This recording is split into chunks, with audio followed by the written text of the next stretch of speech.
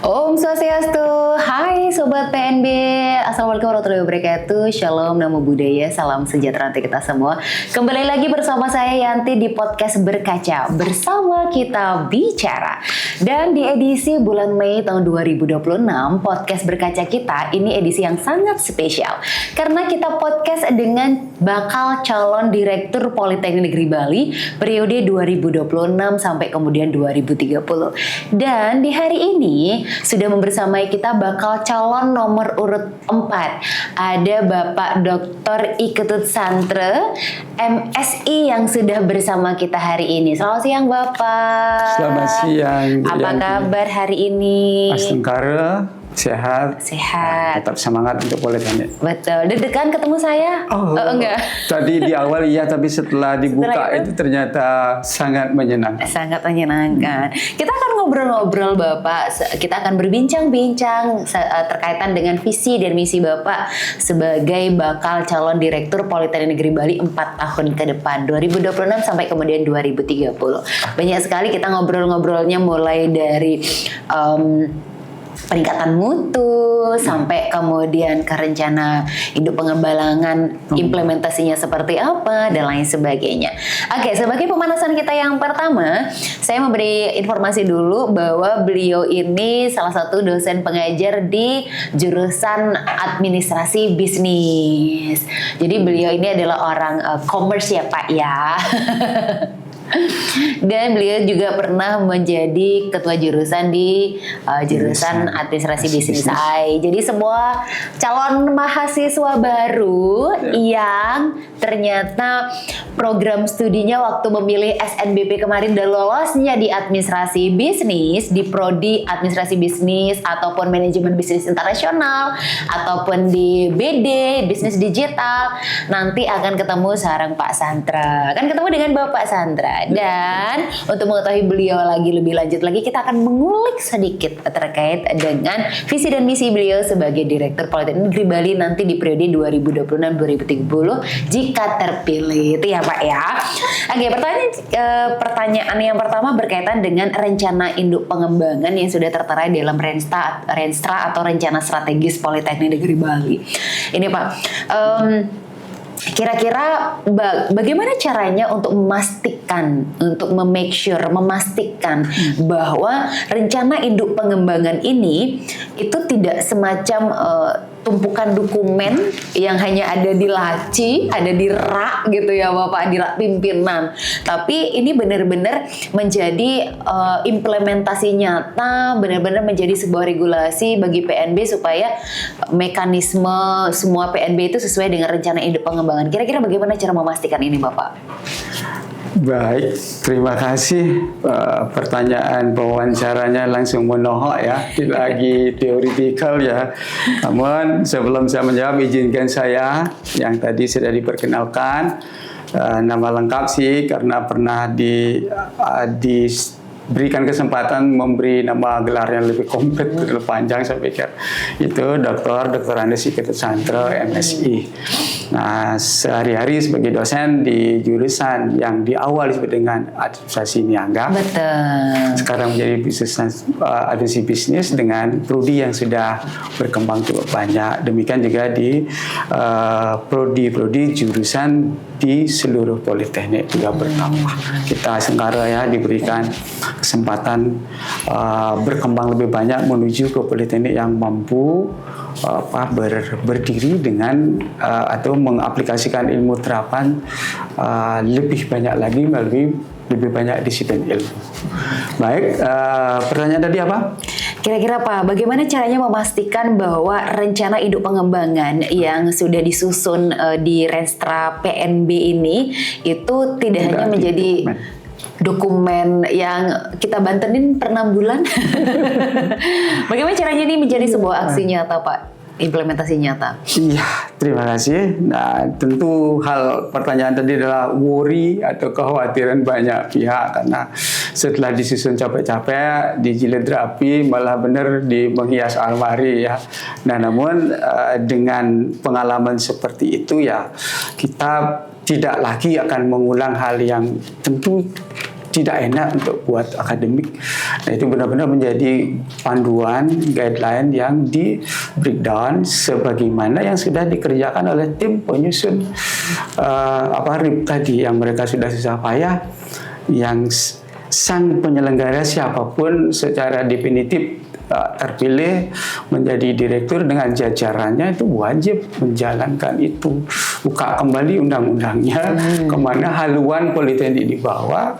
Nah, itu wajib hukumnya bagi direktur siapapun itu untuk menjalankan itu, karena itu sudah disepakati oleh pembuat undang-undangnya kita, yaitu Senat. Kalau tidak dilakukan dengan demikian, berarti penyelenggara dari RIP itu yang ditugaskan oleh Senat berarti tidak menjalankan tugasnya.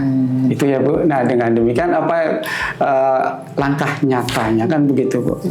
Itu di breakdown dari RIP menjadi Rensra bis, kemudian diturunkan menjadi Rensra di setiap jurusan, unit, kemudian kalau ada lagi pusat, lupa jurusan, pusat, unit, dan seterusnya.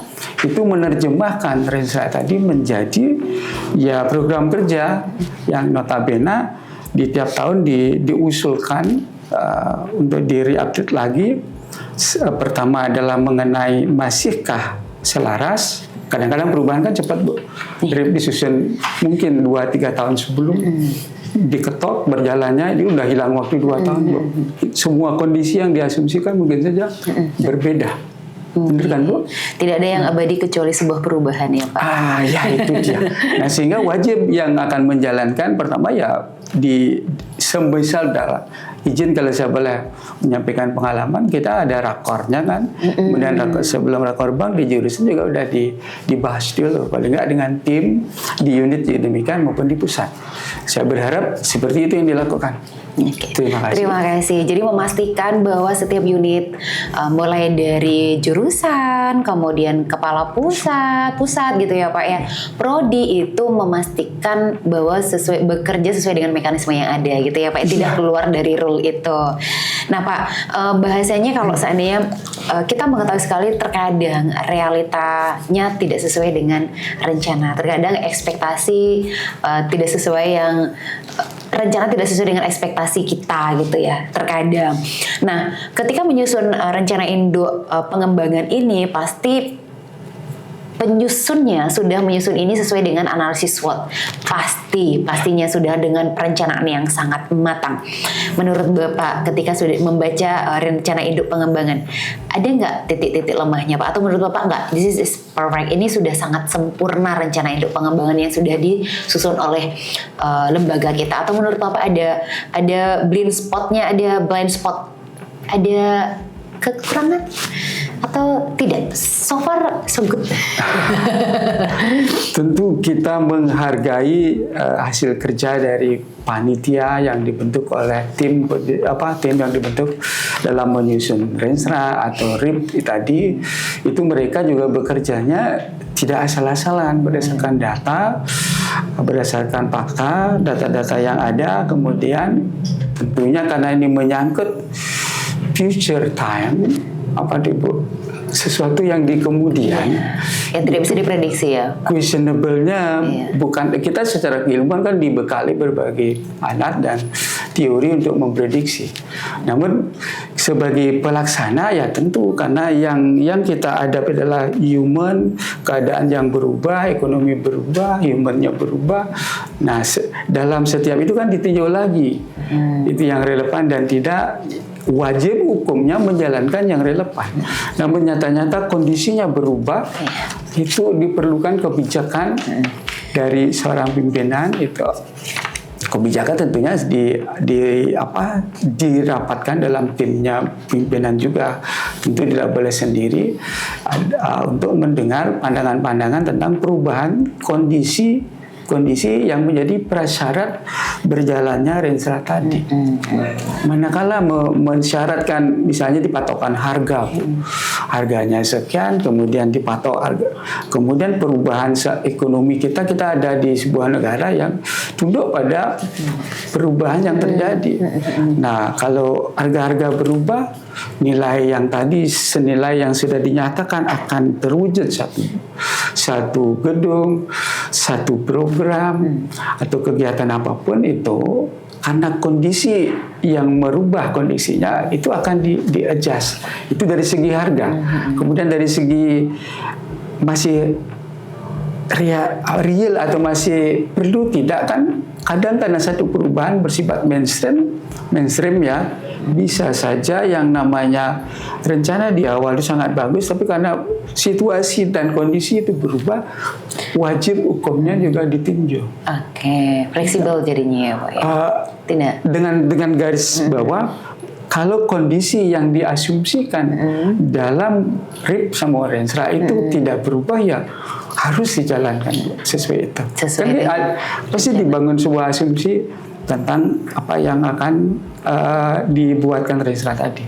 Untuk ukuran ini, variabel yang menjadi dasar ada pertimbangan. Oke, Gitu. Kira-kira Mbak, kalau seandainya ini berandai-andai lagi, karena ke depan itu kan tidak ada yang tahu. Kalau seandainya ke depan nih Bapak, ketika Bapak memimpin menjadi PNB pertama, PNB 1 gitu ya, menjadi direktur. Kalau seandainya target rencana induk pengembangan melalui Renstra ini tidak tercapai dengan berbagai banyak faktor, banyak faktor yang menghambat tersebut. Kira-kira nih Pak, apa yang perlu dievaluasi menurut Bapak nih? Kira-kira langkah gercepnya, solusinya kira-kira apa nih Pak?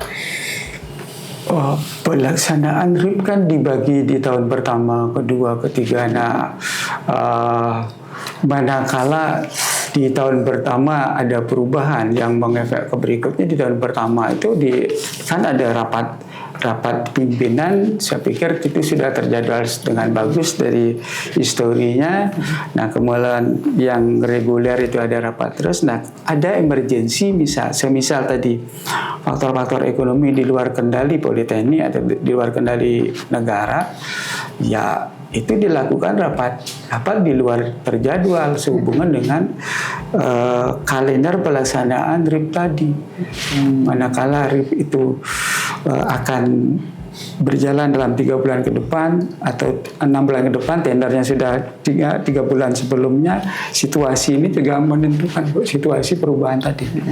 Nah, manakala sudah deal kontrak, perubahan terjadi, yaitu post major akan dirundingkan kembali. Nah, itu kalau nggak salah, saya pernah ada itu perubahan sedang berjalan. Iya, karena melihat situasi dan kondisi seperti itu. Jadi sebenarnya RIP-nya disusun untuk sebagai panduan, guideline. Iya, akan tetapi tidak memungkinkan juga mengalami fleksibilitas, gitu ya, sesuai ada dengan unsur fleksibilitinya, fleksibilitinya supaya tidak kaku gitu ya Pak ya.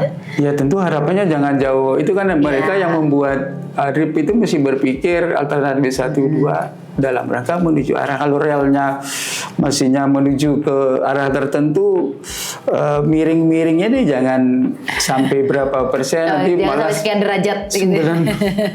Malah sampai 360 derajat gitu ya. 360 sama kayak yang 150 susah, sama 90. Iya, mungkin di bawah 35 itu yang miring-miring dikit boleh lah gitu ya. Jadi ngelirik-ngelirik dikit boleh. Bisa jadi apa ya? Benar-benar glowing ya, akhirnya ikut arahnya senyumnya wawancara, sehingga saya jadi idenya muncul di sini, nggak kebayang tadi akan ngomong apa. Aman Bapak, jadi kita santai saja. Bapak, ini keterkaitan sudah RIP, sudah kalau seandainya tidak terjadi, kita pasti memiliki rapat koordinasi dan lain sebagainya untuk mengantisipasi itu. Oke, kita sudah tinggalkan rencana induk pengembangan, kita beralih kepada ikon Politeknik Negeri Bali sebagai Pusat Unggulan Teknologi Green Tourism, yang notabene ini menjadi visi Politeknik Negeri Bali tahun 2025 bahwa terdepan profesional dan berdaya saing internasional. Artinya bahwa PNB ini ke depan memang goalnya adalah global, goalnya adalah internasional. Seperti itu Pak. Kira-kira nih Pak, Apa strategi nih? Lagi-lagi langkah konkret. Apa strategi ketika Bapak menjadi direktur untuk bisa ini strategi berbeda mungkin dengan kampus-kampus pusat unggulan teknologi yang lainnya ya, untuk bisa membangun PNB ini tidak hanya sekedar ikut-ikutan green ketika sudah tidak lagi viral kita tinggalin deh gitu. Nah, kira-kira langkah konkret apa yang berbeda dengan yang lainnya yang bisa kita, kalau saya jadi direktur saya akan melakukan ini supaya PUT Green Tourism itu tetap selalu ada untuk PNB. Kira-kira apa Bapak? Baik, sebelum menjawab langkah-langkah, mungkin kata green-nya kita perlu perlebar sedikit. Tidak berarti padanan kata daripada keberlanjutan, sustainability itu tidak harus green, Bu. Tidak harus green cuman karena sudah sepertinya hijau itu yang kok jadi hijau, padahal yang banyak warna lain, yang coklat pas dia bunga-bunga apa flamboyan yang gitu kan. Ada yang merah-merah gitu, ada warna putih gitu. Nah, artinya ya sudah kita fokus ke intinya kan keberlanjutannya yang dipertanyakan. Nah, tentu masalah sustainability itu diantaranya adalah pertama terhadap resource alam. Alam ini yang menjadi tolak ukur perubahannya, sehingga green itu diibaratkan alam gundul ditanamkan pohon-pohonan. Jadi dianggap green itu menyelamatkan, padahal tidak seharusnya serta-merta kita mengecilkan makna sustainability itu. Paling tidak dengan kata sustainability kita bagaimana memanfaatkan resource. Ya, resource itu secara bertanggung jawab, tidak saja ke kita hari ini, tapi buat anak cucu kita. Jadi resource itu bagaimana air. Nah, mungkin politeknik memang tinggal di tempat yang agak rawan air. Nah, itu memilih airnya juga harus pintar-pintar. Jadi mendaurnya mungkin untuk yang bilas WC diusahakan oleh teman-teman di teknik elektro, teknik mesin yang akan create sesuatu, bisa mewujudkan langkah-langkah green tadi, tidak hanya jargon tapi sudah dijalankan. Bagaimana panel surya dipasang, kemudian pengolahan air dilakukan, untuk yang bilas, untuk yang cuci tangan yang lebih ke ini ya tentu berbagi teman-teman yang membidangi itu pasti kita sanggup dengan sumber daya yang kita miliki hari ini. Sudah rata-rata pendidikannya bagus dengan spesialisasi yang bagus, sepanjang pimpinan itu memberikan arahan dan mengempowering, memberdayakan. Jadi mereka diberdayakan, bukan diberikan peluang untuk mengerjakan dan dievaluasi, jangan dibiarkan. Tapi jangan juga diberi penalti yang terlalu itu. Tapi yang namanya trial and error di bidang itu kan tinggi. Tapi sepanjang mereka bekerja dengan sungguh-sungguh dan bertanggung jawab, namun apa yang diwujudkan dalam rangka menjaga sustainability atau kata green tadi ternyata belum tercapai, itu kan bisa dikaji ulang, disalahnya di mana, seperti itu. Jadi poin saya kembalikan kata green itu ke arah keberlanjutan apapun itu. Jadi dalam hal mengelola politeknik dilakukan dengan yang keberlanjutan, sehingga yang seperti hari ini suksesi itu keberlanjutan itu ya anggap alami juga, karena proses dari merejuvenate rejuvenate itu kurang lebih meremajakan. Kalau kita bicara organisasi, meremajakan organisasi, merevitalisasi gitu. Revital oke lah dalam hal yang belum vital, masih loyo gitu kan. Tapi kalau meremajakan. Iya, rejuvenate istilahnya itu meremajakan itu lah. Menambahkan lagi semangat. Seperti saya mungkin meremajakan bukan rambutnya jadi semir Sesuatu yang sudah lingsir diremajakan lagi. Remaja mulai dari motivasinya itu gitu ya. Dan penempatan mereka resource yang sudah pada posisi umur, katakanlah tadi menjelang pensiun, resources dimanfaatkan untuk apa, Bu? Empowering, untuk menularkan ilmunya. Banyak dari senior-senior yang memiliki kepakaran tertentu. Oke, diberdayakan gitu ya Bapak ya. Jadi intinya diberdayakan, lagi. Lalu kemudian kira-kira untuk memastikan bahwa semua pilar green tourism ini Pak, ada green energy, green business. Kalau dalam pusat unggulan teknologi green tourism, ekosistem yang Bapak tadi menyatakan bahwa diberdayakan, diremajakan, dipermajaan, lalu kemudian menggait seluruh stakeholder dan lain sebagainya. Ini bagaimana caranya mengintegrasikan lalu kemudian memastikan bahwa ekosistem inovasi ini menghasilkan dan terutama memiliki reputasi secara global. Gimana caranya memastikan ini Pak? Gimana cara mengintegrasikan ini? Ya, terima kasih. Kalau saya boleh ulang bahwa itu trik daripada calon direktur siapapun itu dalam rangka bagaimana mengoptimalkan resource yang ada. Yang pertama kan pimpinan siapapun itu memiliki peta tentang resource yang hari ini. Mungkin umur resourcesnya ini sudah mau panen atau baru ditanam, ya gitu Bu ya. Banyak resources kita seperti anak-anak dosen baru itu kan baru dipetik ya. Itu siap dia optimal.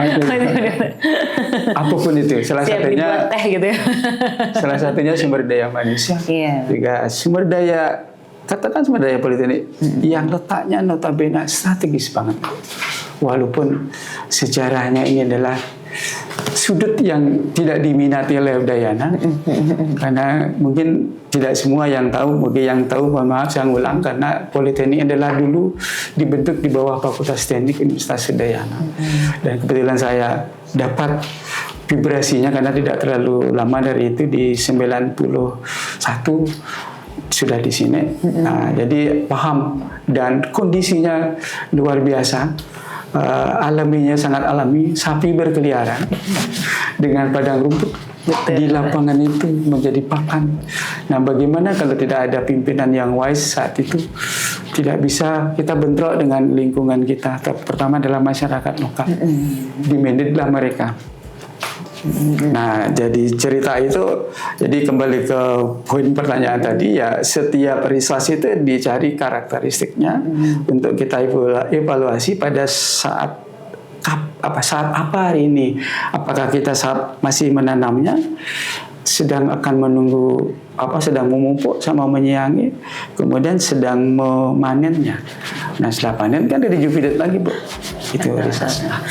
Dimanapun itu, sumber daya manusia pasti, kemudian sumber daya alamnya, sumber daya intelektual yang sudah ada di Politeknik. Lumayan kalau di rekan-rekan teknologi Bu ya. Kalau kita rekan-rekan di e-commerce ya, jujur katakanlah paten kayaknya kita belum menghasilkan Bu. Walaupun ada kita jangan jauh-jauh saya pada buat paten, tapi paten orang teknik bisa kaya dari sana. Betul. Nah, itu mungkin jadi lahan buat pimpinan siapapun terpilih. Asengkara saya. Nah, itu paten-paten yang menghasilkan itu ya wajib dikelola, itu kan investasi. Betul. Setuju Bu ya? Betul. Jadi intinya ekosistemnya diberdayakan lagi-lagi, dimaksimalkan gitu ya Pak ya, supaya tetap green tourism semua pilar ini berjalan pada mestinya. Nah, ini satu lagi Pak, terkait sustainable yang tadi. Sustainable ini sedikit agak, kalau berbicara mengenai sustainability, krisis lingkungan, keberlanjutan lingkungan, sampah dan lain sebagainya, sepertinya sudah menjadi isu global. Regional, bahkan regional Bali pun isu-isu sampah ini sudah sangat luar biasa ya Pak, terutama di Bali itu sendiri. Nah, bagaimana sebenarnya kita mengintegrasikan, kalau Bapak sendiri sebagai direktur nanti, monggo Bapak mengintegrasi Sustainable Development Goal ini Pak, SDGs gitu sekarang ya, menjadi salah satu kekuatan rencana induk pengembangan. Bagaimana caranya mengintegrasikan ini Pak? Cara mengukur indikator, alat ukurnya untuk real impact kontribusi PNB terhadap ini Pak, Sustainable Development Goal. Kalau sekarang mungkin skema-skema penelitian kita berbasis green gitu. Apakah itu bisa dijadikan sebagai alat ukur real impact-nya, atau masih ada lagi nih? Kalau Bapak jadi direktur, apa yang bisa dilakukan Bapak untuk mengintegrasikan ini? Ya, tentu kita map dulu sumber daya kita, sumber daya yang hari ini ada, mereka-mereka yang memahami tentang impact dari setiap unsur-unsur SDGs dalam rangka green tadi. Nah, itu kita empowering yang sudah ada, kemudian benar-benar yang menemukan keunggulan tadi diberikan atau istilah yang bagus itu mereka ada haknya untuk menemukan untuk pencapaian di SDGs tadi atau ke green tadi, itu kita berikan haknya. Misalnya ada memiliki paten tadi ya, paten dalam rangka berhubungan dengan penyelamatan lingkungan atau menemukan teknik aspal yang bagus, menemukan pengolahan sampah yang bagus gitu misalnya. Nah, problem kita hari ini di antara kemacetan mungkin yang belakangan menyusul setelah di awal sampah. Itu yang kita rasakan, mungkin tidak saja Indonesia, tapi Bali katakan Bali Tengah dan Selatan itu sampah sudah menjadi fokus utama kita. Nah, sehingga tadi yang dalam mengelola green tadi, kampanye yang sudah dilakukan saya pikir sudah dijalankan oleh saat ini oleh pimpinan saat ini sudah berjalan dengan menyediakan berbagai keranjang. Nah, kemudian selebihnya itu yang belum kita lihat hasilnya jadi apa. Pemilahan tadi setelah true plastik di sini. Nah, hari ini kita anak-anak muda atau anak-anak kecil yang nonton podcast Bu ya, apa yang namanya di TikTok itu Bu, itu ngolah sampah menjadi energi, katakanlah bahan bakar, apa itu bensin, saya juga nggak tahu apa benar bensin, itu mereka tunjukkan itu. Nah, kalau kita mungkin di Politeknik memiliki resource atau sumber daya yang dekat di bidang itu, ya bukan saya melempar tanggung jawab ke teman-teman teknik, tidak, tapi kan beliau itu yang diberdayakan. Kalau ada ya risetnya di sana. Betul. Kemudian pertama kita olah sampah kita dulu di sini, yang memang yang organik menjadi pupuk buat buat tanaman kita dulu agar Politeknik ini benar-benar masih hijaunya ya dipertahankan. Kemudian yang anorganiknya tadi diolah menjadi yang berfungsi. Nah, unitnya apa? Nanti pertanyaannya unitnya apa ya? Mari kita ini dulu, mungkin dari risetnya dari PDKM mengagendakan itu.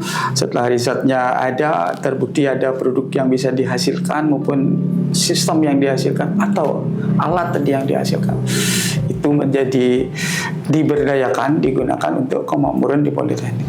Oke, jadi lagi-lagi kolaborasi dengan berbagai jurusan di Politeknik Negeri Bali supaya penelitian, pengabdiannya itu real impact ke lingkungan gitu ya Pak ya, dan ke masyarakat tentu saja, itu pastinya. Oke Pak, kita mengetahui bersama bahwa hanya PNB yang mengetahui bersama. Ini sebenarnya kita perlu branding bersama ya, hai Sobat PNB. Jadi ketika kalian masuk menjadi mahasiswa baru Politeknik Negeri Bali semester 1 atau semester 2, kalian akan mengetahui bahwa kita memiliki mata kuliah spesial yang hanya ada di kampus PNB. Mata kuliah Green Tourism. Ini satu-satunya mata kuliah yang menjadi kespesialan kita ya Bapak ya. Bahwa ini berbeda dengan vokasi-vokasi yang lainnya, kampus-kampus universitas yang lainnya, bahwa PNB satu-satunya kampus vokasi pusat unggulan Green Tourism yang notabene sudah menginternalisasi Green Tourism ini ke dalam kurikulum. Iya. Jadi sudah berjalan kurang lebih 2 tahun ya Pak ya, kurang lebih sekitar sekian dekade gitu ya, sekian semester. Nah, Bapak, menurut Bapak ini melihat lingkungan yang ada, lingkungan di Sivitas Akademika Politeknik Negeri Bali. Kira-kira nih Pak, menurut Bapak dengan internalisasi kurikulum, ada mata kuliah yang Green Tourism, kira-kira apakah sudah ada nih perubahan karakter yang ada di Sivitas Akademika, atau itu cuman mata kuliah yang notabene udah dapat nilai aja, atau enggak, ternyata mata kuliah ini membawa impact real terhadap pengembangan, penguatan karakter yang green ethic menurut Bapak? Oke, terima kasih. Ini skopnya luas kan, tapi kita tidak bisa memberikan satu jawaban untuk mengcover atau menjustify itu berlangsung sudah 100%, tapi paling tidak kita green etik kan, paling tidak tingkah laku siswa kita Ibu atau siapapun sivitas akademika kita berpapasan dengan mahasiswa kita itu memiliki etika yang berbeda Bu. Jadi tidak hanya si greeting begitu di angguannya juga ada Bu. Itu ya buat saya sih selalu karena saya memang sudah karena dianggap sepuh sudah gitu. Tapi saya pikir tidak juga karena apalagi ibu yang lebih ganteng atau Pak ini lebih ganteng tentu lebih banyak. Nah, mereka pertama itu etikanya Bu kita dapat. Jadi green etik sebelum ke green yang lain etikanya itu sudah kita dapat. Saya pikir mata kuliah tadi yang diejawantahkan dari menjadi mata kuliah tadi yang Bu sampaikan menjadi masuk itu salah satu untuk menggrounding daripada konsep green tadi menjadi terbentuk karakter tadi. Dari karakter saya pikir yang lain akan menyusul. Kalau karakternya kita udah nggak jelas, itu yang jangan berharap dosen apapun materinya, seperti apapun kurikulumnya, sebagaimanapun sabarnya dosennya, tidak, itu karakter. Nah, itu malah yang menjadi trademark buat adik-adik kelasnya masuk ke perusahaan itu direcommended mereka di sana. Ya, soft skill ya Pak ya. Benar-benar membentuk soft skill mereka. Ya, membangun karakter di lingkungan kampus dan itu akan sangat berguna bagi mahasiswa ketika mereka magang ataupun mereka sudah menjadi alumni dan bekerja di industri. Itu benar-benar luar biasa. Dan notabene walaupun tidak bisa dinyatakan 100% berhasil, akan tetapi paling tidak Bapak merasakan impact tersendiri bahwa yes, good. Sivitas akademika kita sudah sangat green. Etik sudah. Perilaku yang lain kan masih banyak Bu. Contohnya perilaku yang tadi pemilahan sampah kan tidak mudah. Tidak mudah kita edukasi mereka. Masih proses ya Pak ya. Ya, dengan memberikan setiap ruangan tong sampah, setiap lorong tong sampah, kemudian di drop ship sampah yang itu dipilah. Karena tinggal 1-2 mungkin ada yang kecele itu menjadi ini. Tapi dengan satgas cleaning service yang luar biasa dan itu sangat ramah juga Bu, sangat ramah dan sangat kita clean lah lihat politeknik dimanapun toilet kita kan clean itu yang pertama. Saya kadang-kadang kan landingnya atau berlabuhnya di timur ya mampir toilet dulu kan. Karena perjalanan saya mesti 2 jam dari kampung ke sini. Sudah sangat green gitu ya Pak ya. Menjaga kebersihannya juga kita proses sudah mencapai yang baik. Kita udah ada di landasan. Iya, sudah punya landasan terkait dengan hal itu. Jadi siapapun nanti penerusnya, terima kasih pimpinan terdahulu yang sudah internalisasi ini ke kurikulum. Meletakkan ini dulu. Menjadikan ini pondasi. Pondasinya, saya kehabisan kata-kata untuk Bu yang pondasinya yang sudah dibangun, tinggal gimana kita mau memadatkan kembali sehingga landasnya benar-benar itu. Melanjutkan kembali dan mempertahankan gitu ya Pak ya. Melanjutkan dan mempertahankan. Iya, itu lebih tepatnya meningkatkan. Meningkatkan, benar. Dilanjutkan, dipertahankan dan ditingkatkan supaya mencapai hasil yang lebih maksimal lagi. Karena kita berhadapan dengan semua yang hidup berubah semua. Di lingkungan kita berubah, kalau kita walaupun sudah menurut itu ideal banget, tapi kondisi yang lain sudah lebih tinggi dari itu, kita jadi terbawa. Benar-benar situasi dan kondisinya memang tidak ada yang abadi kecuali sebuah perubahan. Tidak ada yang abadi kecuali sebuah perubahan, kecuali cintaku sama Sobat PNB.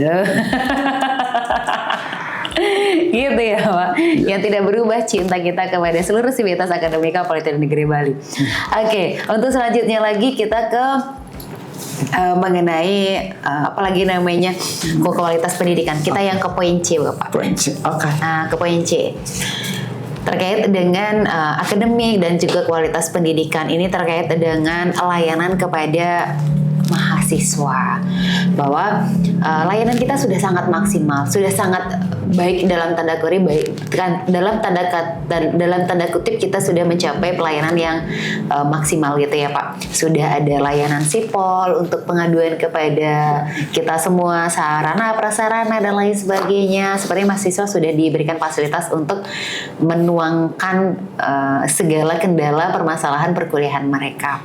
Nah, kira-kira nih Pak, bagaimana caranya meningkatkan lagi supaya paling tidak kepuasan mahasiswa terhadap kinerja akademik kita semakin baik lagi. Apa yang dilakukan?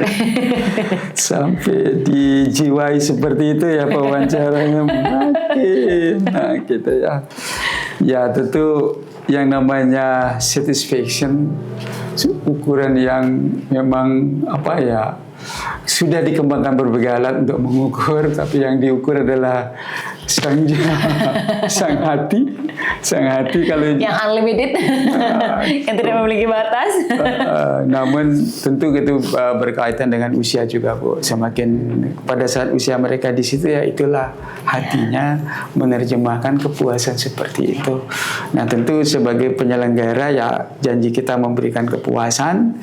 Nah tentu diantaranya salah satu meluncurkan sistem tadi, memberikan mereka saluran itu yang hari ini sudah ke digital, diberikan sistem. Kalau dulu surat, nah mungkin surat kaleng atau apalah dulu istilahnya, sekarang katakanlah mirip ya kontaknya dalam rangka sistem informasi pengaduan katakanlah atau untuk layanan. Terima kasih sudah diwujudkan itu menjadi digital sebagaimana kita hijrah dari konvensional ke digital. Nah itu tentu pimpinan siapapun itu nanti menyikapi dengan lebih baik. Jangan sampai sistem itu yang maksudnya adalah memberi ruang pengaduan yang notabene untuk menaikkan layanan kita, menjaga mutu kita lebih bagus, tidak menjadi stagnan gara-gara semua pelaku yang memberikan layanan tadi terkukung oleh rasa takut mendapat ini, laporan itu, laporan ini. Kritikan. Jadi jangan sampai apa istilahnya, Bu? Kritikan ya, Pak? Enggak, kritikan oke, tapi kadang-kadang mereka takut. Itu beberapa, tidak banyak ya, ada saya dengar dan lumayan sering. Nah saya pikir itu nggak masalah, sistem sudah bagus. Bagaimana sang pembaca sistem, pengguna sistem ini menggunakan ini dengan sangat baik dan bijak gitu ya. Oke, buat mereka kan yang namanya mengadu ya sudah asal keluar dari keluar aja unek-uneknya ya. Oke, namun ini buat hope saya kepada pimpinan nanti siapapun ya, termasuk saya seandainya itu agar bijaksana. Nanti dipilah dulu, bukan berarti memperlambat, jangan menunda, tapi segera difilter gitu. Itu dia filter. Kemudian ada cross check sedikit. Kita make sure lagi, jangan sampai teman-teman yang itu yang tanda kutip yang saya dengar tidak mewakili saya, tapi dengar-dengar ya, daripada saya ke sipol lebih baik saya enggak lah, tapi kalau ada yang memang ada perlu korek ya dikorek untuk mereka. Kata juga mereka yang mengerti itu kan terima kasih. Tapi jangan ada etikanya memberi korek itu ya. Mungkin hal yang sangat pribadi atau hal yang tidak boleh membuat mereka malu ya diambil dulu kan ada PA diaktifkan lagi gitu. Kemudian yang bermasalah di pendidikan itu kembalikan dulu ke pimpinan akademik. Jadi kolaborasi konvensional dan digital. Yang digitalnya sistem sipolnya dipertahankan, ditingkatkan, dan lagi dimaksimalkan lagi konvensional yang bimbingan dengan pembimbing akademik dengan PA ya Bapak ya, supaya kepuasan mahasiswa ini lebih bagus lah terhadap layanan kinerja akademik kita. Kalau boleh satu lagi Bu, itu misalnya unit konselingnya, kalau itu kita banyak punya sumber daya untuk itu, yang memang berdasarkan sekolahnya, kemudian berdasarkan jiwanya, ada itu diberi mereka. Nah mereka kan pada masa-masa usia yang penyalurannya sangat kreatif, mungkin kreatifnya di luar tanda kutip kewajaran, itu menjadi menjadi dikritik oleh dosen atau siapa kan, itu yang takutnya seperti itu, karena ini luas Bu, sangat luas. Kita pertama saya garis bawahi sipol wajib hukumnya tetap wajib hukumnya itu syukur udah ada, kemudian ditingkatkan dilanjutkan dengan wise atau bijaksana dalam penggunaan. Penggunaan buat yang memberi ini hukuman nanti.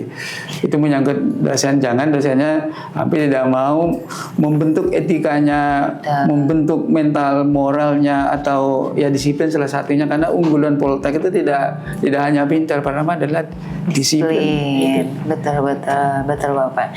Oke, kita lanjut peningkatan kualitas pendidikan kita ke mahasiswa, yaitu terkait dengan praktisi mengajar dengan industri. Jadi kita ini sebagai perguruan tinggi vokasi jelas tidak pernah jauh-jauh dari dunia ya Bapak ya, dari dunia industri.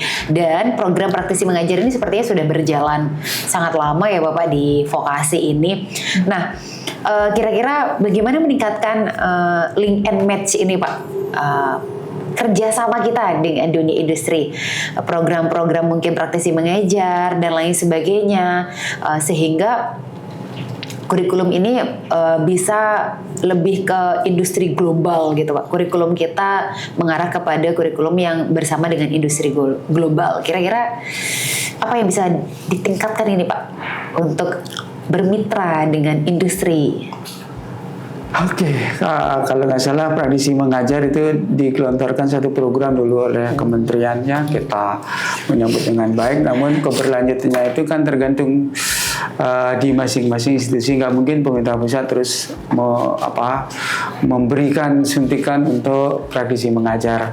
Namun jangan pesimis, karena saya yakin juga, kenapa saya yakin, saya sendiri bergandengan dengan praktisi di S2 dengan manajer salah satu hotel katakanlah, itu di mana kita saat pandemi kita menjadi penyumbang kehidupan hotel, di mana hotel tidak ada tamu. Kita punya program yang namanya table manner Bu, yang notabene pimpinan terdahulu saya tidak menyebut, itu kok mengajak makan-makan mahasiswa ke hotel. Jadi pertanyaannya kan jadi jangan dilihat makan-makannya, tapi apa ada di dalamnya. Mereka tidak menikmati kok makanannya, bagaimana mereka meeting di meja makan. Jadi yang tamunya makan, mahasiswa kita melayani. Untuk dapat itu dia harus jadi pelayan di situ dan makan di situ. Itu yang kita lakukan. Nah, kembali ke fungsi utamanya tadi kan mendapatkan kerjasama kita terhadap praktisi. Nah, jadi hotel itu menjadi partner saat dia pandemi, kita support. Saat kita ini mereka mensupport kita di pelajaran mata kuliah. Saya di S2 dua-duanya menggunakan praktisi. Nah, ini kan masih honornya mungkin karena praktisi kita yakin tidak melihat honor ya. Gitu. Nah, bagaimana di mata kuliah lain di level studi yang tidak hanya di master maupun doktoral, di bawah-bawah juga bisa kita aktifkan lagi praktisi mengajar yang notabene itu pintar-pintarnya dosen untuk mengeksekusinya. Nah, kalau saya di kewirausahaan itu praktisi mengajarnya tidak lagi hanya dari wirausahawan yang sudah settle, sudah bagus-bagus, tapi saya ambil yang mahasiswa rintisan, mahasiswa alumni yang ongoing juga, yang memiliki usaha yang jalan. Nah, itu saya pakai, kita anggap praktisi mengajar. Itu saya gunakan untuk apa? Untuk pengisi seminar kewirausahaan gitu misalnya. Jadi dalam tanda petik yang mengisi itu. Karena bahasa mereka yang semester 6 katakanlah, atau semester 7 atau semester 5 di D3 ya, itu lebih nyambung ke mereka daripada saya undang katakanlah wirausahawan sukses yang notabene sekarang udah mobilnya banyak, mereka udah pikun, tidak lihat lagi apa yang harus dilakukan. Tapi yang mereka yang anak-anak siswa yang baru tamat dan sedang on studi itu lebih nyambung. Dan saya punya portfolio nama Bu untuk itu. Jadi portfolio nama saya paling nggak ada 7 lah. Jadi saya setiap di kelas selalu memelas jadilah satu. Nah, untuk menjadi satu itu saya trial dari idenya udah jadi, kemudian trial produknya untuk prototyping saya bantu dan saya beli Beli itu, dan ya jangan tanya uangnya, tapi saya selalu memiliki event dan yang pas itu, jadi butuh khas dalam rangka acara apa, tentu di rumah saya kasih itu idenya, kamu buat ini dari desain Bu sampai jadi, dan mereka jadi pembicara. Saya tanam, cuman sekarang lagi nyusun Pak, lagi tidak bisa gitu, ya sudah kan nggak masalah, tapi alumni yang lain masih ada Bu. Itu yang kami lakukan. Semoga menjadi inspirasi buat Civitas Akademika dalam mata kuliah yang lain yang tentu sangat banyak, apalagi yang bisa buat makanan. Nah, saya rela mereka buat apa, pisang goreng mana ininya produk. Nah, kita lihat, kita kupas dulu tampilan, bentuk kampanye media sosialnya. Nah, deal itu harga berapa? Gitu beli, dan tidak banyak tuh Bu, paling modal 250-300 ribu makan sekelas.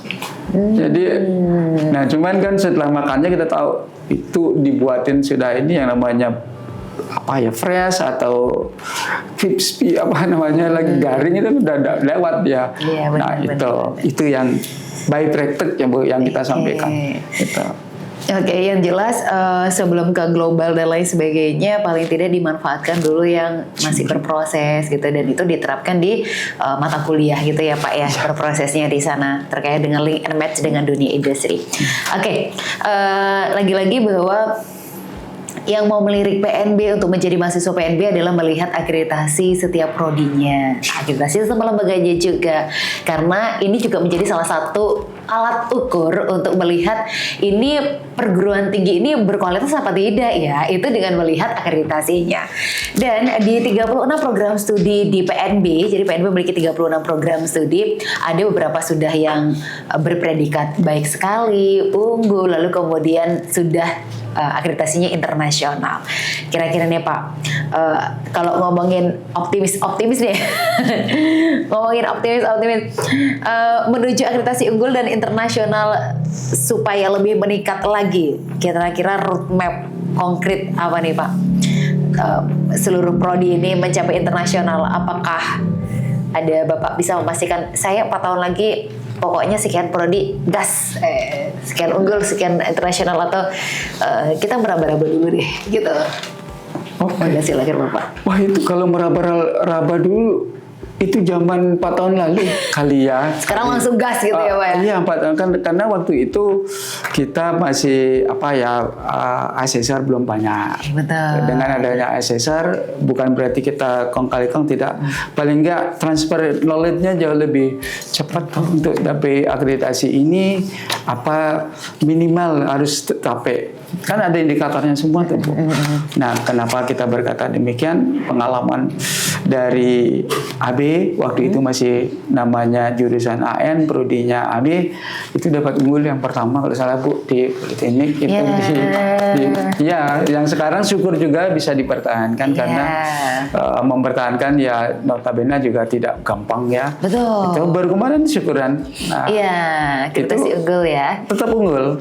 Nah, yang jadi problem ini kurang dikit di MBI, yang kurang dikit sebetulnya itu mestinya lebih sebelum didatangkan visitasinya, yang komponen-komponen itu ya mesti dicari. Strategi saya cari undangan atau mengundang asesor bayangan itu kan jadi di luar job mereka. Simulasi gitu ya? Iya. Disimulasikan seberapa nilainya. Itu toh juga kita punya asesor yang ada di Politeknik, saya pikir banyak kan.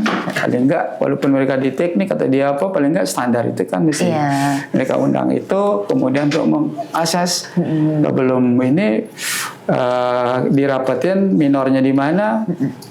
Berani maju nggak? Kalau ya maju ya go ahead gitu Bu. Betul. Tentu yang berikutnya ya semoga lebih banyak yang bisa ikut di bagian di sananya, karena kalau nggak sama sekali kita nggak kita nggak tahu, buta informasi lah. Paling nggak ada. Nah, kebetulan saya pernah tapi cuma tidak ikut tes, jadi nggak jadi. Yang masuk Pak Santoso, dia akuntansi. Oh iya Pak Santoso. Angkatan itu saya itu kenapa nggak tes? Sudah lupa. Saya lupa ikutnya karena tesnya online. Itu. Nah, kemudian ada teman-teman lain di AN sudah ada Pak Murah. Kelas senat kita itu paling nggak untuk itu kita kan paling nggak bayangannya udah nggak jauh-jauh banget mereka sudah profesional semua. Wah ini belum bisa dapat A, ya harus terima dan mau memperbaiki. Kalau ngotot ya sudah segitu gitu loh. Jadi ya kesampingkan cara-cara lain, tapi cara-cara yang memang harus kita lakuin ya seperti tadi. Oke. Gitu. Memberdayakan beberapa asesor yang sudah memberdayakan SDM Politeknik Negeri Bali. SDM-nya benar. Terus supaya apa? Supaya bisa mesimulasikan, melihat, menganalisis kira-kira prodi mana yang akan bisa unggul dan lain sebagainya supaya digaskan, atau yang masih seperti ini masih belum nih poinnya. Ayo digaskan lagi, dalam tanda kutip diperbaiki lagi supaya unggul. Jadi paling tidak petanya dipetakannya itu jelas ya Bapak ya, dengan memberdayakan SDM asesor yang sudah ada di Politeknik Negeri Bali. Oke, sedikit tambahkan Bu, mungkin di mekanisme rakorbang pimpinan, kemudian itu ada nanti di bagian 1 akan mau mapping mana yang sudah nengel dari B gemuk ya, itu dikit aja lagi keunggulan gitu ya Bapak. Itu yang di list dulu, kemudian di mentoring, dibedah dulu mungkin bagian akreditasi. Nah itu yang saran saya kedua, tim akreditasi jangan ad hoc. Jadi ada yang menggawangi itu yang sudah dicicil sehingga tidak lembur-lemburan. Dulu zaman saya lemburan dan itu, tapi untungnya dulu unggul memang pada pandemi kan online Bu, online, jadi benar-benar dapat unggul itu ya memang anugerah kayaknya. Anugerah, tapi kemarin bisa ini ya baguslah sampai unggul. Kita sudah keterkaitan dengan pelayanan kepada mahasiswa, mulai meningkatkan akreditasi kita dari yang baik sekali, unggul, lalu kemudian kita mencoba untuk meningkatkan ke skala internasional, terakreditasi internasional. Sekarang kita akan membedah visi dan misi dari Pak Santri selaku calon direktur Politeknik Negeri Bali 4 tahun ke depan mengenai riset, inovasi dan juga hilirisasi. Nah, kira-kira Bapak, tren pengabdian ini memang selalu agak sedikit di bawah dari tren penelitian ya Pak ya. Dia tidak populer gitu.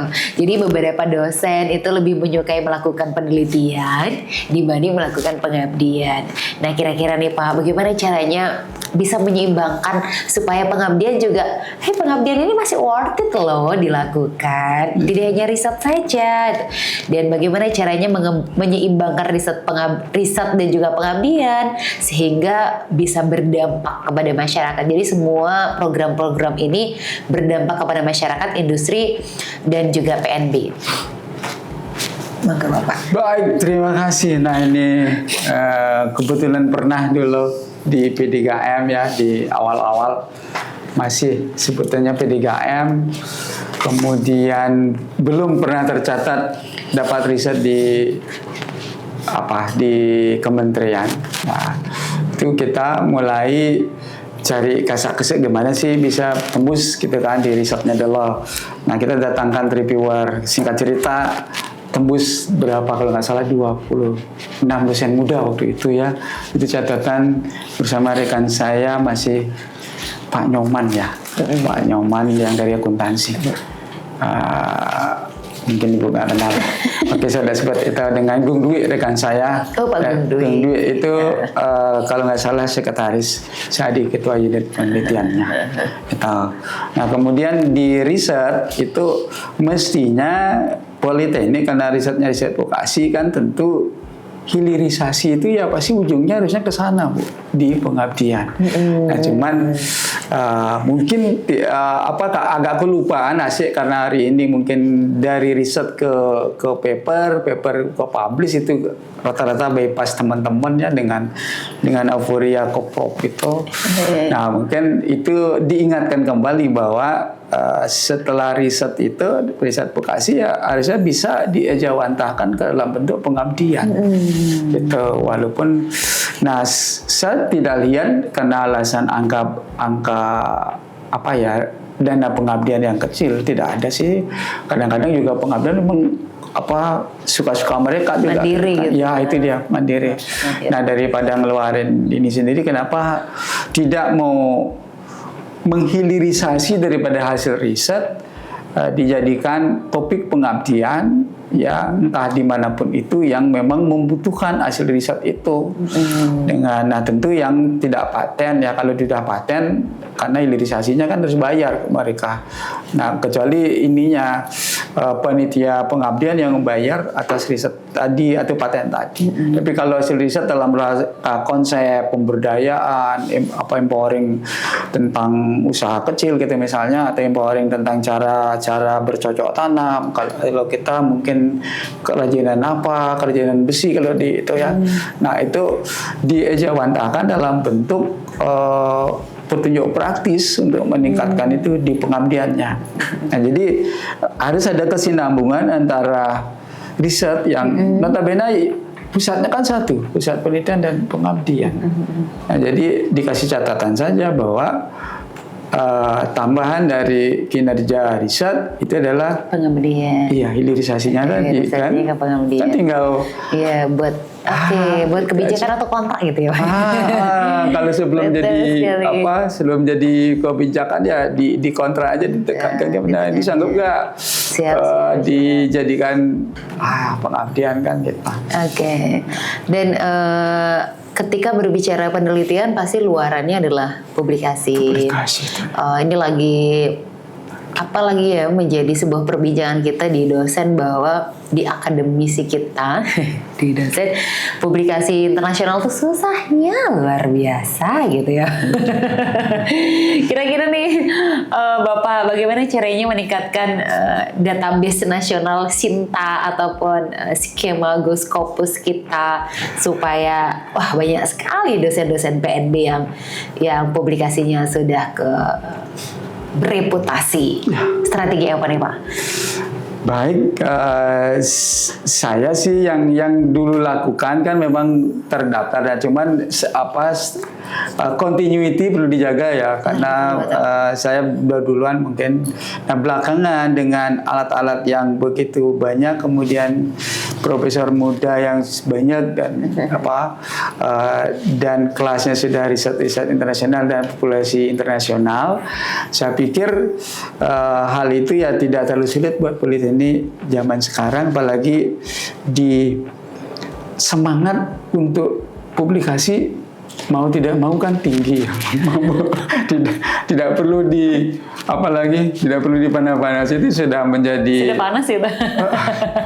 Sudah jadi keinginan setiap itu, tinggal jalannya saja. Nah sekarang jalannya dengan dengan membentuk lembaga layanan yang notabene memang harus berbentuk pendampingan dan volunteer lah dari mereka-mereka yang publikasinya artinya sudah memiliki pengalaman untuk itu. Ya, jadi saya pikir politeknik punya, dan karena politeknik sekarang kan dinobatkan menjadi penerima hibah yang pertama terbanyak. Kemudian tinggal dari situnya, dari hibah-hibah itu disiapkan pendampingan dari awal. Dan orang-orangnya ada, saya tidak sebut ya, banyak orang-orangnya di sini. Banyak sekali dosen-dosen kita yang publikasinya sudah luar biasa ya, Sinta skornya sudah luar biasa. Nah, yang perlu mungkin seperti saya memang continuity-nya. Karena ada naik sekarang setelah itu penyakitnya yang di saat menjabat. Ya coba Ibu maaf. Ya sudah, kita nggak lanjutkan di situ karena saya contohnya itu jadi karena beda skala prioritas Bapak.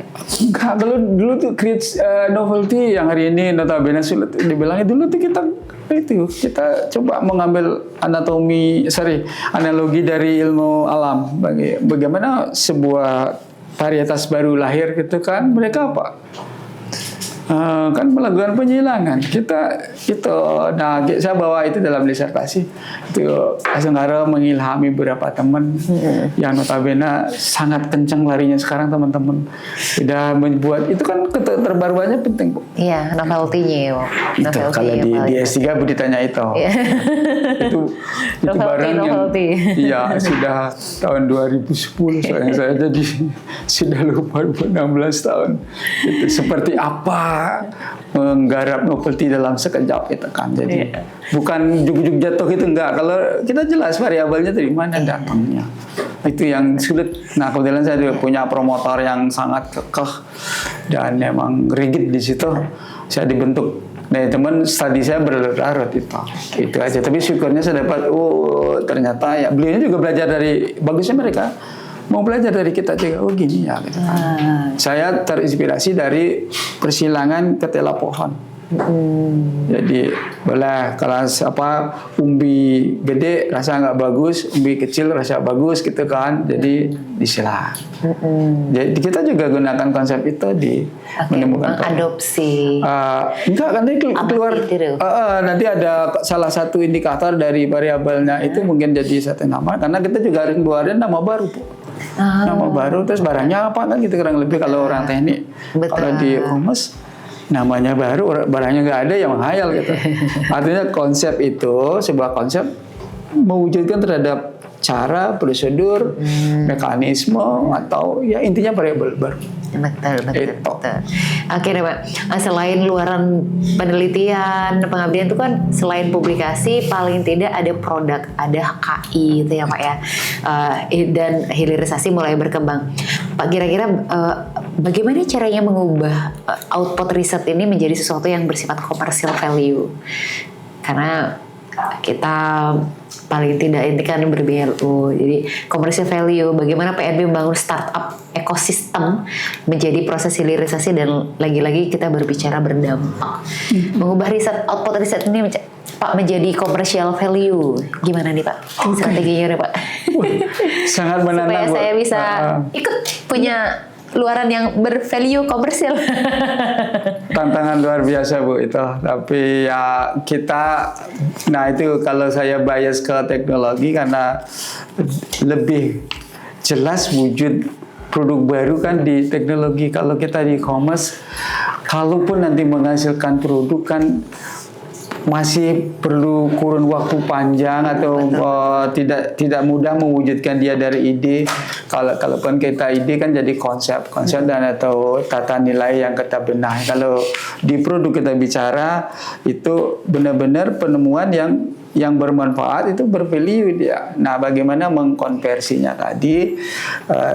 Langkah pertamanya mungkin kita di listing temuan-temuan teman-teman yang dari penelitian di Politeknik dimenangkan hibah teman-teman di teknologi ya, rekayasa sipil, elektro, mesin. Itu kayaknya banyak Bu temuan dari contoh dulu kalau saya di P3M ada teman ya saya tidak sebut nama itu menemukan pengupas kelapa. Idenya bagus tapi kan kita belum Pak, kayaknya ini perlu sentuhan lain lagi, metodenya berapa. Itu berkaitan dengan kelapa itu kan sangat banyak gimana orang ngupasnya dengan cepat, kemudian apalagi memisahkan batok dengan isi. Itu masih banyak diperlukan sentuhan teman-teman di teknologi. Nah, kalau sudah ada barangnya, teman-teman e-commerce bisa menjualnya. Itu yang jadi value tadi Bu. Nah, yang ada sebetulnya yang dekat di sini itu kan tentang uji beton Bu di sini. Uji beton itu, nah saya tidak paham. Maaf ini karena beda ini, mudah-mudahan dengan pimpinan siapapun itu yang hari ini boleh, yang nanti juga tengah bagaimana mengelola kemampuan uji-uji tadi, mekanisme yang terbentuk atau temuan-temuan yang sudah ada dihasilkan oleh teman-teman itu dikelola, dimanfaatkan kalau bisa berproduksi di Politeknik, jangan diserahkan ke perusahaan. Jadi karena kita memiliki wadah yang BLU itu dimungkinkan untuk memberikan ruang yang cukup untuk berbisnis. Nah, apa yang Ibu tanyakan tadi, bagaimana menjadikan bisnis ya sudah dekat sebetulnya. Tinggal bagaimana kejelian pimpinan, tidak harus pimpinan yang bekerja, tapi bagaimana kejelian melihat potensi sumber daya manusia kita. Banyak dosen Poltek yang berbisnis. Nah, kenapa nggak pinjam dulu? Ini jangan buat diri sendiri saja dong, tolong ditekan di awal-awal itu banyak Bu. Coba list saja pasti banyak itu. Yang kontraktor banyak. Kami di Komas atau Ibu di akuntansi, apalagi di pariwisata, itu orang akuntansi punya hotel juga ada, bukan? Jadi tinggal diberdayakan lagi ya Pak SDM kita karena untuk bisa memiliki produk bervalue komersial. Nah, jadi yang dari mungkin kita tidak bisa skupnya hanya dosen, tapi mahasiswa juga kalau hilirisasi produknya gitu, kalau bisa dosen menggiring ke produk inovatif, bisa menghasilkan itu, kemudian dampingi lagi sampai proses benar-benar siap prototyping produk. Setelah prototyping produk, penetrasi pasar, uji pasarnya. Karena masih panjang jalannya Bu. Betul. Kalau nggak kuat di supportnya, nah itu lembaga yang support. Nah dengan demikian pada saat produk itu benar-benar pasar menerima, itu bolehlah lembaga minta bagiannya toh. Tapi kalau dari ide dibiarin mereka dari hasil risetnya nanti produk ya dijual ke orang, ya sudah. Kita support lembaga ya Pak. Support lembaga dan ada alasan. Tapi tentu dengan kehati-hatian juga, jangan asal gelontong. Itu juga pimpinan dalam hal ini bagian-bagian unit terkait atau pusat terkait mengkaji itu kelayakannya, layak tidak gitu. Jangan sampai kita bicara masalah kedekatan, like and dislike atau penilaian subjektif. Ya hindari itu kita seobjektif mungkin, karena kita mempertaruhkan bagaimana kita mengisi ruang BLU ini yang saat ini harus generatingnya. Betul. Itu generating income-nya yang dibutuhkan. Kalau nggak mampu ya mau dikasih apa nanti ditekan. Oke, karena sudah berbicara mengenai BLU, saya tanya dulu tentang BLU. Gitu ya. Ngikutin tentang BLU, kita tanya dulu tentang BLU. Nah, PNB ini kan telah bertransformasi menjadi BLU. Ini sudah berjalan sekian tahun nih Bapak ya. Bagaimana caranya memanfaatkan fleksibilitas BLU ini untuk menciptakan entrepreneur university. Jadi menciptakan ya kita sebagai pengusaha universitas akan tetapi tidak mengejampingkan bahwa kita adalah perguruan tinggi lembaga pendidikan. Memanfaatkan fleksibilitas BLU ini gimana nih Bapak? Oke, kita tekankan dulu fleksibilitas BLU ya Bu. Nanti ke Entrepreneur University yang Bu bilang mungkin saya pending dulu, nanti ingatkan saya untuk saya jawab, karena lebih kita utamakan adalah isu yang terdekat atau bukan isu ya yang katakanlah pembicaraan terdekat bertahun-tahun lalu maupun ini kan ke Politeknik University. Nah biar tidak banyak cabang kita boleh tanya di University apa Entrepreneur University kan jadi itu saya pikir kalau menghas ke entrepreneurnya mungkin terlalu menyempitkan diri kita Bu. Bukan berarti kegiatan untuk mengempowering setiap lulusan itu memilih untuk entrepreneur itu kendor, tetap digencarkan agar memang sah disebut dengan entrepreneur university. Tapi kita jangan memilih menjadi entrepreneur university, tapi ya cukup dari Politeknik University.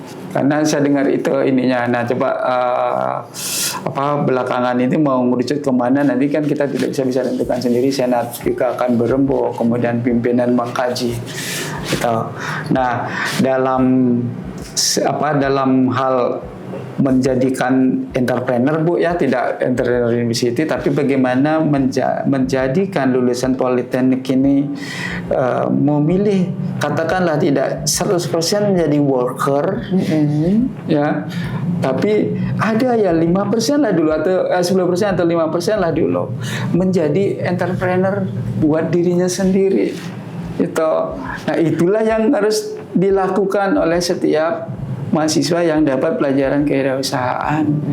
Nah, saya pikir pelajaran itu hampir semua di setiap prodi.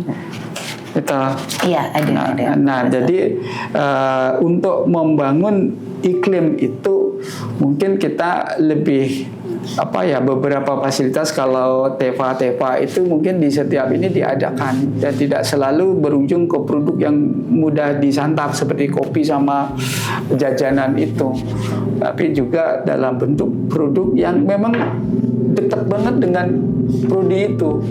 Seperti di kita kan tidak harus menghasilkan produk apa ya, kalau di pariwisata menghasilkan kue ya dijual kue oke lah. Tapi kalau di kita tidak itunya, tapi bagaimana dia membangun entrepreneur itu ke sistemnya. Jadi dia kamu tidak usah belajar membuat kue. Kalau itu hobimu dan kamu sudah unggul di itu, misalnya kuenya benar-benar enak dan setiap orang akan beli gitu kan, ya lakukan. Tapi bukan itu yang coupling jurusan, coupling prodinya. Coupling prodinya kamu membuat bisnis itu jalan. Jadi bukan buatnya saja, tapi bisnisnya jalan gitu. Itu yang saya tekankan dengan pelajaran kewirausahaan tadi. Dengan prodi lain, saya pikir hampir kayaknya setiap ini dapat KWU, tinggal jamnya aja yang kurang kan. Itulah sisi ininya. Memang hari ini Politeknik kan sangat terkenal dengan siap kerjanya. Tinggal tambahkan satu lagi, siap berwirausaha. Kan? Jadi kembali kalau belum ya kita ciptakanlah jargon yang bagus untuk itu, bahwa siap kerja sudah terbukti. Politeknik masih PKL, injury time 2 bulan sebelum ini udah banyak di kontrak. Itu syukur. Tapi ingat, jangan lupa, karena mereka sudah ketergantungan PKL dari Politeknik. Ini satu sisi yang ingin saya tadi catatannya ingin diulang ditanyakan. Saya merasa beberapa katakanlah hospitality ya, itu yang memanfaatkan masa PKL mahasiswa ini Politeknik ini. Ditunggu loh Bu.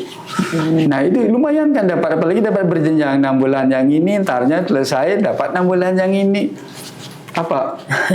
Kita dapat, ya mereka dapat ilmu, transfer knowledge terjadi, dapat itu dan bisa saja mereka mengurangi mencari karyawan, tenaga kerjanya. Ibu yang jawab yang buat saya. Artinya saya tidak berani begitu situ. Artinya itu yang terjadi sama mati. Coba kalau mau yang benar diteliti juga seberapa rekrutmen baru untuk karyawan kan terserap. Nah karena bimbingan saya yang itu ya lumayan juga, dia bagus-bagus, ada usahanya, tapi dia sambilan juga akhirnya masih berminat anak muda kan, biar cari pengalaman di hotel dapat ya. Pada posisi tadi saya undang jadi pembicara, ya Pak nanti kasih ini aja di DOP-nya akan diisi kita. Dia dari rintisan minyak kelapa yang dijadikan bukan hanya masas tapi minyak untuk rambut juga ada. Itu. Oke, siap Bapak. Terkait dengan intinya menciptakan SDM yang tidak hanya siap kerja tapi juga siap untuk berwirausaha. Itu Pak. Oke, kita kembali ke strategi sistem bahwa semua serba digital. Yang tadi kita berbicara konvensional, sekarang by teknologi, by digital, by IT gitu ya Pak ya. Dan ini sistem IT kita sudah sangat berkembang ya Pak ya di Politeknik Negeri Bali. Tentu saja membutuhkan integrasi. Nah, kira-kira nih Pak, strategi untuk membangun integrasi smart campus ekosistem yang berbasis data driven dan decision. Jadi kira-kira strategi apa nih untuk membangun integrasi smart campus ekosistem ini, menciptakan ekosistem yang smart melalui teknologi. Oke, kayaknya pertanyaan ini titipan ya dari teman-teman yang memang benar-benar kayak tingkat tinggi pertanyaannya. Berarti yang buat itu ya oke lah kita wacanakan itu Politeknik ya, semoga siapa tahu suprastrukturnya sama infrastrukturnya mendukung. Sebetulnya kan dekat-dekat saja, sah-sah saja.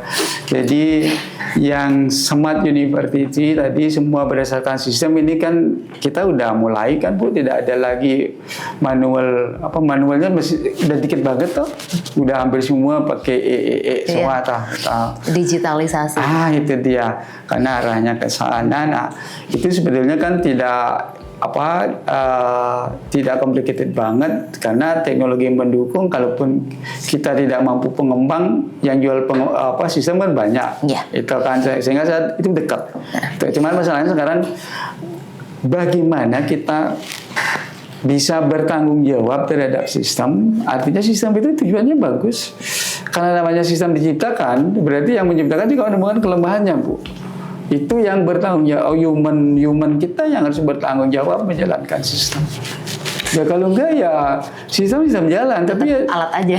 Alat ya itu kan memang tugasnya memang ini sudah istilahnya sesuai dengan itu kriterianya dia. Tapi di balik itu kita kan memiliki kriterianya kok gini ya. Gitu misalnya yang kok gini itu yang terjemahkan masing-masing ya saya tidak expose semua. Karena saya ada worry-nya juga, tapi kalau saya expose nanti itu ada worry yang memang kita semua bertanggung jawab, bukan ke salah satu atau pihak tertentu. Jadi kita harus, kalau memang Politeknik tetap disebut sebagai lembaga ya siap kerja. Oke, siap.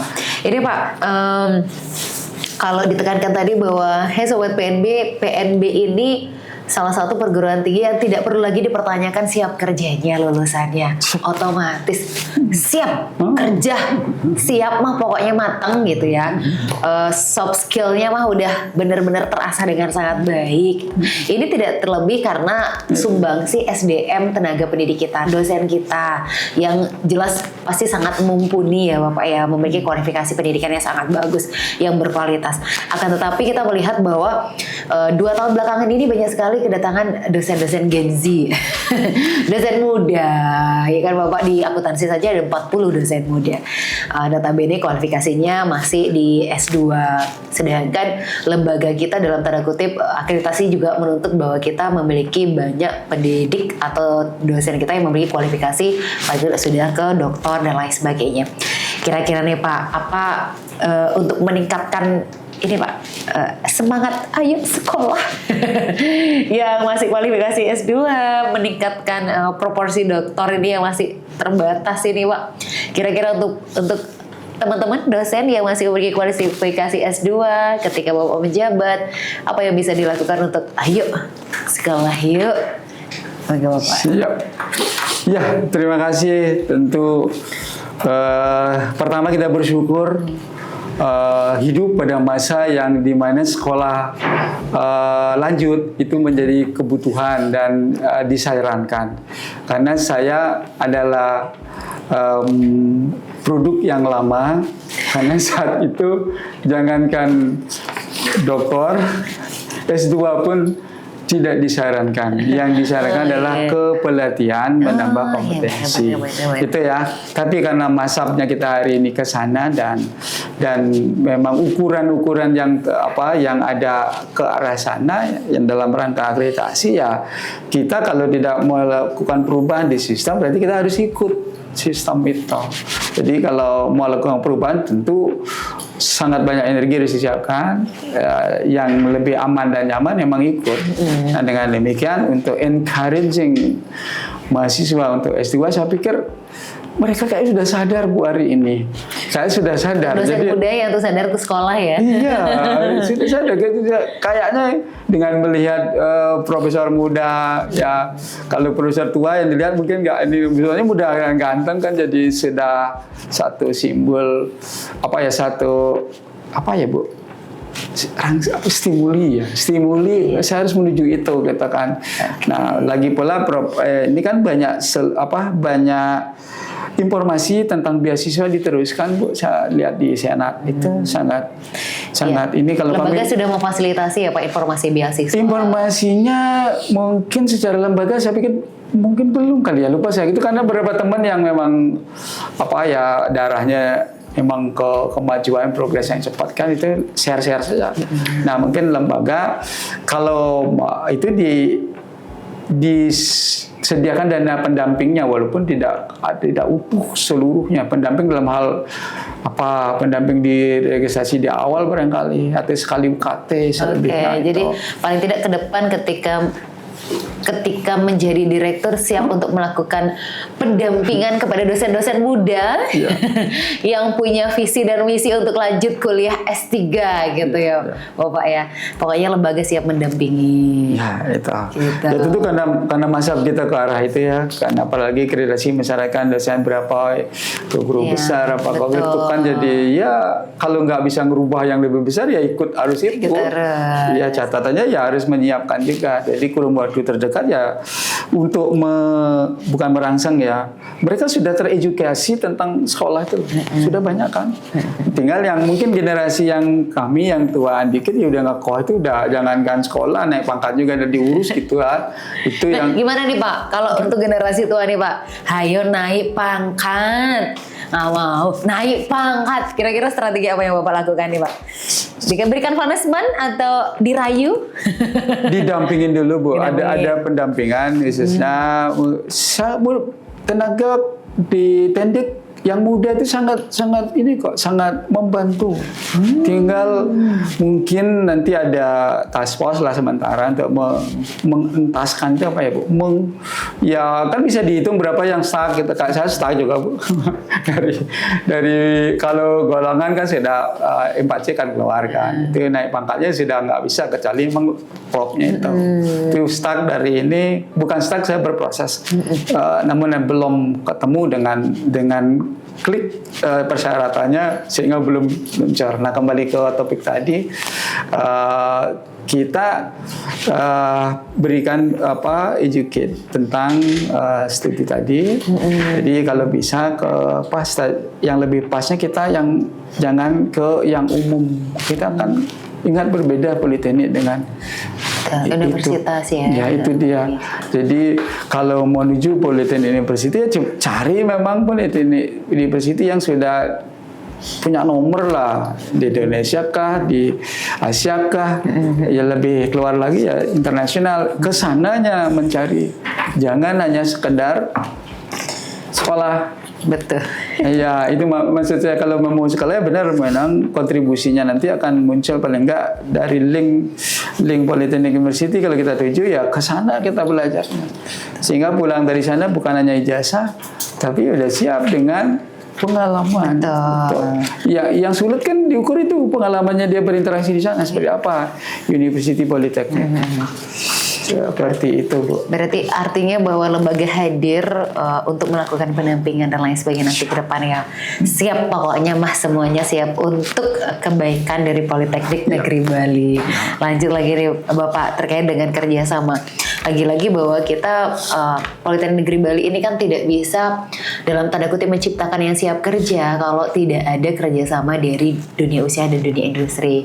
Kurikulum pun kita selalu bekerja sama menyusun kebijakan kurikulum dengan selalu mengundang Dudi gitu ya Pak ya untuk dilibatkan untuk pembuatan kurikulum yang benar-benar vokasi gitu supaya kita menciptakan lulusan yang siap bekerja. Nah kira ini Pak bagaimana memastikan bahwa kerjasama MOU kita ini Pak dengan industri, jadi kita punya 519 mitra industri. Jadi Politeknik Negeri Bali tahun 2026 tercatat memiliki 519 mitra Dudi. Oh banyak nih Pak, kurang lebih hampir 1.000 nih Pak. 50% dari 1.000. Nah, bagaimana cara memastikannya bahwa kerjasama ini tidak hanya MOU secara administrasi? Ya udahlah di atas kertas tanda tangan selesai dimasukin ke rak. Gimana ini memang bekerja secara maksimal MOU ini? Gimana memastikan ini Pak? Oke. Terima kasih dan memberi pelajaran buat saya karena saya juga baru tahu datanya. Ini saya tulis loh. Terima kasih ya. Itu kalau enggak ya enggak. Ya kalau enggak ya pasti kita ngomong kok. Kita ngomong banyak cara yang bisa kita lakukan Bu. Kita evaluasi dia. Itu kalau tahun mungkin kita cek beberapa tahun sudah. Kemudian catatan ininya dalam bentuk pengejawantahan MOU itu kan ya memang dalam bentuk ya kerjasama bukan hanya dalam kertas yang seperti ditanyakan tadi. Tidak administratif biasa gitu ya Pak. Itu di list nanti mungkin kalau panitia ad hoc aja dibuat tidak bisa bentuk unit lagi gitu misalnya. Kalau memang tidak perlu dievaluasi dulu dalam rangka mengupdate tentang status MOU itu. Itu yang pertama. Kemudian dari sana kita evaluasi, dapat resume, ringkasan berapa yang memang potensi, berapa yang memang harus kita lupakan saja karena memang apalagi mereka udah nggak ada lagi perusahaannya kan bisa saja kan. Gitu. Nah, jadi data ini semoga benar Bu 515 itu 515 terupdate Bapak. Itu dia. Nah, sehingga yang perlu itu harus ada yang mempelajari ini, ditegaskan ya siapapun kayaknya diberi ad hoc panitia ad hoc membentuk tim. Ya, tim dibentuk untuk mengevaluasi itu loh, berikan masukan ke pimpinan. Ini catatan menyisir kembali ya Bapak ya, MOU yang potensial.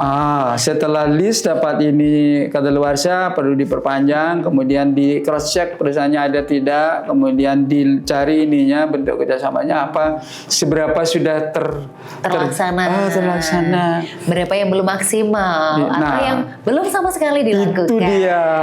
Itu harus ada kategori-kategorinya, lalu kemudian kita gaskan. Yang ini dipertanyakan dulu kalau sudah MOU kan, kalau memang tidak ada sudah. Di follow up kembali kalau seandainya belum terlaksana dengan baik, kita follow up kembali. Yang sudah berjalan kita jalankan kembali dan kita tingkatkan kembali. Itu dia. Oke Pak, dan di 515 ini kita sekitar 40-an sudah ber-MOU dengan internasional. Kita punya 43 kurang lebih ya. Saya agak susah-susah mengambil. Lembaga kampus apa ini? Banyak Pak, mulai dari universitas, lalu kemudian perusahaan-perusahaan dan lain sebagainya.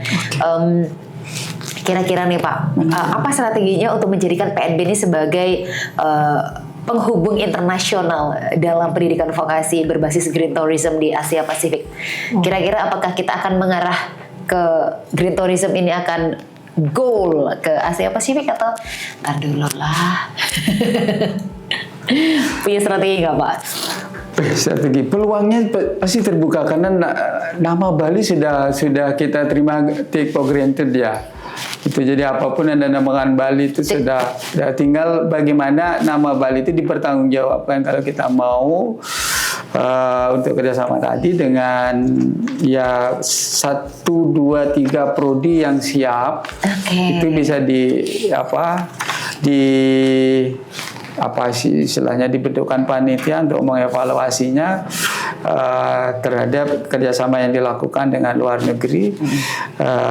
Kalau tidak dapat 3 ya 2 itu ya kasarnya 1 dulu lah sebagai yang benar-benar berjalan sehingga menjadi panutan atau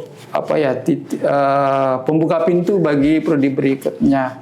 Nah, jadi yang berpeluang yang sudah memiliki kerjasama internasional, prodi-prodi itu ya kita pelajari lagi, kita buka dulu, kemudian kita minta mereka yang menggawang itu direktur harus belajar juga dari mereka yang siapapun direkturnya, belajar juga sampai di mana kondisinya. Tapi belajarnya direktur harus lebih cepat daripada yang lain. Intinya bahwa menggerakkan by prodi untuk prodi-prodi yang potensial, yang memiliki hubungan internasional dan lain sebagainya untuk menjadikan PNB ini bisa goal di Asia Pasifik gitu ya Bapak ya, kurang lebih seperti itu. Sedikit potong dulu ya, dan saya tambahkan tentang peluang itu tidak terlalu sulit saya pikir, karena hari ini jumlah mahasiswa kita di tingkat Indonesia saja banyak yang memilih Bali gara-gara memang nama Bali, Bu. Nama Bali menjual ya. Itu. Nah, tinggal bagaimana kedatangan mereka ya, hope-nya yang berapa misalnya 10 bisa terisi 7, 8 kan sudah terpenuhi. Sangat lumayan. Nah, tinggal kalau hope doanya lebih kan berlebihan dia memang ini. Nah, kemudian saya amati yang demikian polanya karena pada saat dia mau PKL dia langsung pulang kampungnya. Itu yang terjadi. Kenapa banyak yang PKL-nya itu kan lumayan irit itu. Nah, tinggal kita pelajari kenapa ada animo seperti itu, apakah ada sesuatu yang salah atau yang dihindari, kan kita belum berani ambil keputusan. Paling tidak saya dalam kepikiran itu asrama lahan kita buatin kos yang murah, jangan sampai itu asramanya dikelola dengan bagus, sangat banyak gedung yang saya lihat.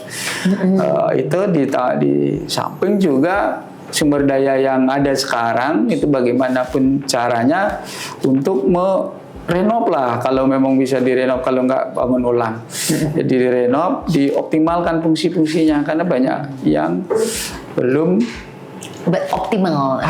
Kadang-kadang belum dipakai, itu kan banyak keburu rusak. Belum kan? difungsikan, belum dimanfaatkan. Itu dia. Betul sekali. Jadi itu yang saya ingin garis bawahi, karena kita ya harus hemat lah di sananya, ada yang berpotensi untuk kita optimalkan, dioptimalkan.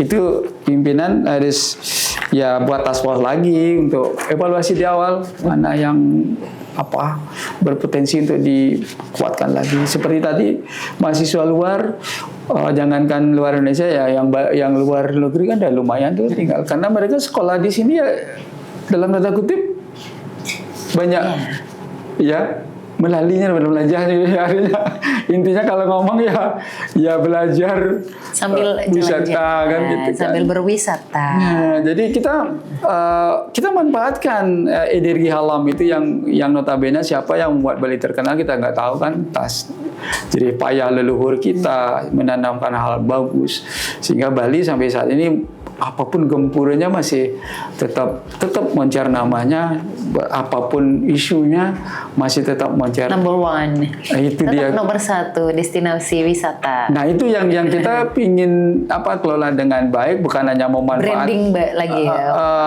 Iya benar ya, branding untuk dalam hal ini dengan mahasiswa internasional tadi sama mahasiswa luar.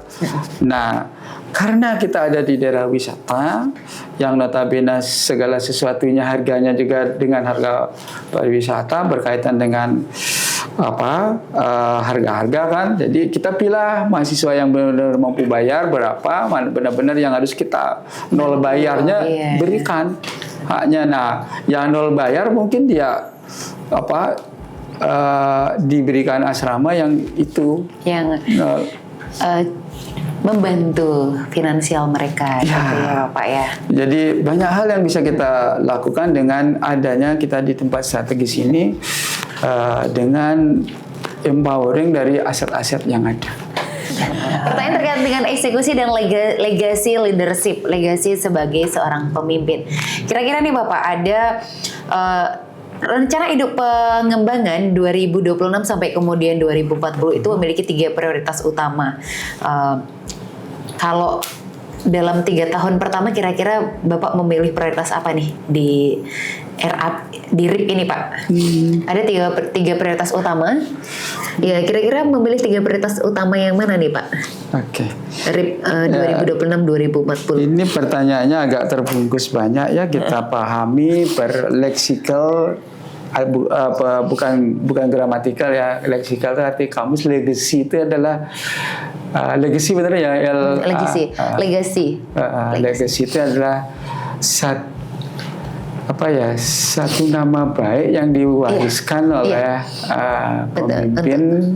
Jadi dia melegasikan apa gitu, misalnya ya seperti Empu Kuturan Trita Karananya. Betul. Ya, jadi yang kaitannya dengan RIP itu berkaitan dengan legasi pimpinan yang kita maksud ya hampir setiap direktur, entah itu yang dari pusat, dari Politeknik, dari Udayana pertama 3 periode ya, 3 kali lepas. Yang jelas Insinyur Ketut Kinong legasinya, kemudian Pak Guswit, setelah Pak Guswit Pak Cok ya. Jadi lupa itu dari Fakultas Teknik, itu legasinya memang kerja.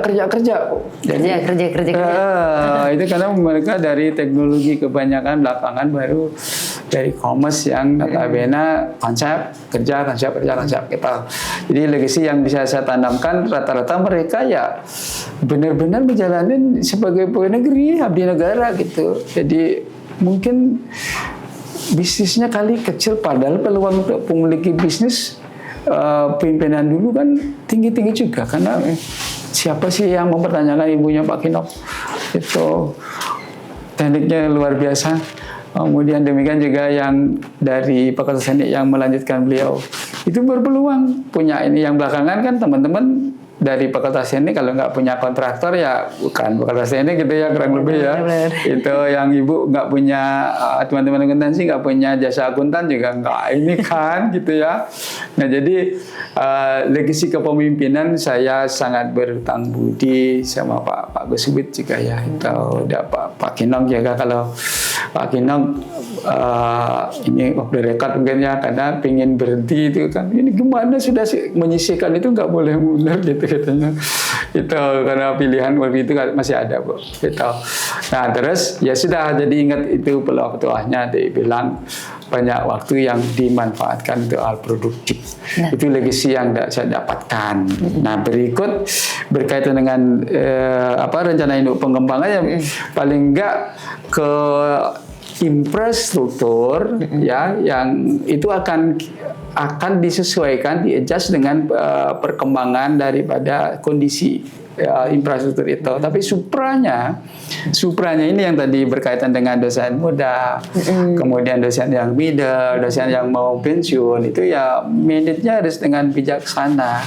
Nah dengan yang ini memang mengejar ke arah hari ini, ke arah studi lanjut, yang tengah-tengah sudah mandang. Bahkan jangan lupa ada yang tidak mau naik pangkat Ibu. Itu tadi saya dapat pesan 2 atau 3 orang itu ngomong ya sudah, coba dilihat dulu casesnya, toh mungkin di mana saya bicara di barusan Bu, saya bilang pegawai kita sangat helping. Mudah-mudah di kepegawaian itu sangat helping. Tidak ada kepemimpinan gaya dulu lah. Jadi hari ini memang helping, benar-benar membantu sesuai dengan itunya.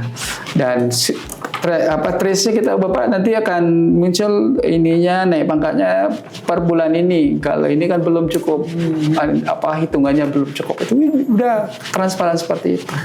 Jadi kita memiliki sumber daya yang cukup untuk memajukan Politeknik dari segi supranya. Kalau impranya kan kita mungkin kita evaluasi dulu peruntukan. Kita berada di daerah yang sangat strategis. Kita butuh ide sih ada, kita butuh masukan lagi dari teman-teman yang memandang ini. Yang saya salah satunya tadi terpikir untuk menampung mahasiswa. Ada yang memang berbayar, ada yang memang gratis. Tapi daripada mereka kawasan liar, kemudian dari sana mereka juga mobilitasnya kita kurangi keluar, sehingga segala sesuatu disediakan. Ya tentu ya Bu, yang ada yang berbayar, ada yang memang yang tidak mampu, ya memang ada kartunya dia tidak mampu. Itu kita wajib memberikan hak itu. Tapi kalau yang mampu, tidak mampu ya lain cerita. Itu kan jadi temuan. Jadi kalau kita melakukan itu, kita diperiksa pertama. Jadi harus benar datanya objektif, itu keterangannya. Nah itu siap menampung. Nah itu dengan catatan yang bayar tinggi juga ada untuk saling subsidi silangnya, sehingga Politeknik dikejar kinerja keuangan ya bisa, karena berat sekali nanti, bukan berat sekali saja, agak berat perjuangan kita untuk menghidupi sekian banyak pegawai dan dosen yang notabene menggantungkan harapan. Itu pertanyaan yang harus ada di kepala setiap pimpinan, karena beralihnya nanti kan gimana transisinya smooth enggak gitu kan. Jadi harus disiapkan sumber pendapatan di luar dari yang dapat dari kementerian. Gitu. Oke, terima kasih Pak. Ini yang terakhir sebelum pesan dari Pak Sandra nih. Pak, kira-kira nih Pak, mungkin berbicara 100 hari kepemimpinan sekarang lagi sangat trending. 100 hari kepemimpinan mau ngapain? Kalau saya tidak lebih ke gebrakan apa nih Pak? Gebrakan yang berani Bapak akan ambil ketika menjadi direktur untuk membawa PNB naik level ke global. Ke global, oke. Apa modalnya sudah ada kan Bu? Jadi dengan di risetnya udah ada modal. Itu kita bukan bukan punyanya siapa, itu sudah capaian dari kepemimpinan sebelumnya. Capaian sehingga dapat riset tertinggi. Kolaborasi antara pimpinan dengan Sivitas Akademika menunjukkan jadi list tertinggi itu. Jadi menuju itu kan sudah bukan 100 hari itu sudah menjadi itu tebuk walaupun itu tidak boleh diklaim oleh pemimpin ini, tapi dalam hal menjaga dan meningkatkan itu ya kan jadi usaha tersendiri. Prestasi sekarang jadi pondasi. Iya, pondasi ya, modal udah Bu itu jadi karena baru keluar nanti dari pemimpin baru siapapun itu kan beliau sainnya atau apanya, intinya adalah itu tercapai. Nah, dengan catatan keberlanjutannya itu yang jadi pertanyaan, atau kita mengambil salah satu bidang di riset. Bidang kita kan masih banyak Bu, bidang penelitian dan pengajaran dan pengabdian. Ya, pengabdian itu di pengajaran tadi dengan nama Bali yang sangat moncer di katakanlah Indonesia dan dunia, itu adalah satu modal besar untuk kita datangkan mahasiswa yang multi etnis, multi ras. Dengan keberagaman itu kita bisa kelola dengan banyak hal yang bisa kita kelola untuk yang menguntungkan. Ya, karena kita bisa beragam di sini dan orang Bali sudah menunjukkan. Nah, tapi jangan lupa kita juga punya PR untuk mempertahankan kebaliannya, jangan sampai hilang. Nah, itu pertanyaan the next-nya. Itu barangkali yang bisa disampaikan. Ada yang belum? Terakhir Bapak, kita ke pesan Bapak terakhir, ini tidak ada di list ya, tapi pesan Bapak Pak Santre selaku bakal calon pemimpin Direktur Politeknik Negeri Bali nanti ya 4 tahun ke depan, kira-kira pesan apa yang ingin disampaikan oleh kepada Sobat PNB, kepada seluruh Sivitas Akademika Politeknik Negeri Bali? Silakan Bapak. Oke, terima kasih pewawancara atas kesempatannya. Pesan saya kepada seluruh Sivitas Akademika, mahasiswa yang mendengar podcast ini, rekan-rekan karyawan dan rekan-rekan dosen yang saya hormati pimpinan hari ini, izinkan saya menyampaikan pesan. Kita sudah diberikan kesempatan untuk mengabdi di Politeknik, warnailah Politeknik dengan ciri khas kita yang bisa membuat Politeknik semakin terkenal, semakin terdepan, sebagaimana kompetisi di kancah kita di Indonesia. Kalau Politeknik menuju ke Politeknik University, kita juga tidak telat-telat banget ya, berusaha untuk menjadi nomor 1. Saya yakin dengan sumber daya yang hari ini sangat-sangat giat dalam hal semua tridharma, saya merasa yakin ya, dan percaya mereka juga akan berjuang untuk Politeknik, kejayaan Politeknik. Begitu Ibu. Terima kasih. Demikian podcast Berkaca bersama kita bicara dengan bakal calon Direktur Politeknik Negeri Bali nomor urut 4 di periode 2026-2030. Dan Politeknik Negeri Bali, kuliah tepat, kerja cepat, PNB pasti. Dadah, sampai jumpa di podcast Berkaca berikutnya.